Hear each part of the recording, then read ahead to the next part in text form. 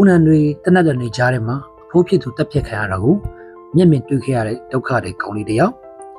လူကောင်သေးတဲ့လူတွေအချင်းမြင်သေးတာကိုခံခဲ့ရတဲ့ဒီကောင်လေးဟာဘယ်လိုလုပ်ပြီးကပတ်အကောင်းဆုံးကလပ်အသင်းတွေထဲကတစ်ခုဖြစ်တဲ့ Real Madrid အသင်းရဲ့ကန်ဝင်ဖြစ်လာခဲ့တာလေ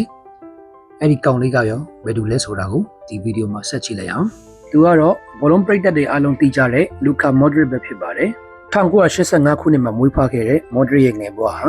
တရားမှုမရှိခဲ့ပါဘူးလူ6နှစ်တာရွယ်မှာပဲခရိုအေးရှားလွတ်လပ်ရေးစစ်ပွဲဖြစ်ပွားခဲ့ပြီးသူ့ရဲ့အခြေအဆုံးဖိုးဖြစ်သူဟာဆာဘီယာလက်နက်ကိုင်တွေရဲ့တပ်ဖြတ်ခြင်းကိုခံခဲ့ရပါတယ်။အင်ဂုံမီရှုခံလိုက်ရတဲ့အတွက်မော်ဒရစ်တို့မိသားစုဟာဒုက္ခတဲ့စကန်ကိုပြောင်းရွှေ့ထွက်ပြေးခဲ့ရပါတယ်။ဘုံနဲ့တနက်တန်တွေကြားမှာမော်ဒရစ်ဟာကားပါကင်ဟောင်းလေးတဲ့ဘလုံးတစ်လုံးနဲ့အချိန်ကုန်ဆုံးခဲ့ပါတယ်။သူ့ရဲ့ငယ်ဘဝနီးပြတွေကမော်ဒရစ်အရင်ပိန်လွန်းနေအရက်ပူလွန်းနေဘလုံးကစားသမားတစ်ယောက်ဖြစ်ဖို့အားနည်းလွန်းနေလို့ပြောဆိုခဲ့ကြပါတယ်။ဒါပေမဲ့မော်ဒရစ်ဟာလက်မလျှော့ခဲ့ပါဘူး။စိတ်သက်ကြံ့ခိုင်မှုဟာခန္ဓာကိုယ်ထွားချိုင်းမှုထက်ပိုအရေးကြီးတယ်ဆိုတာကိုသူတက်တည်ပြခဲ့ပါတယ်။ဒိုင်နမိုဇာဂရက်အသင်းမှာစတင်ခြေစွမ်းပြခဲ့ပြီးနောက်2008ခုနှစ်မှာတော့ Tottenham Hotspur အသင်းကိုရောက်ရှိခဲ့ပါတယ်။အင်္ဂလန်ရဲ့ချန်တန်နဲ့ပရီးမီးယားလိဂ်မှာသူမရှင်တန်နိုင်ဘူးလို့အများကဝေဖန်ခဲ့ကြပေမဲ့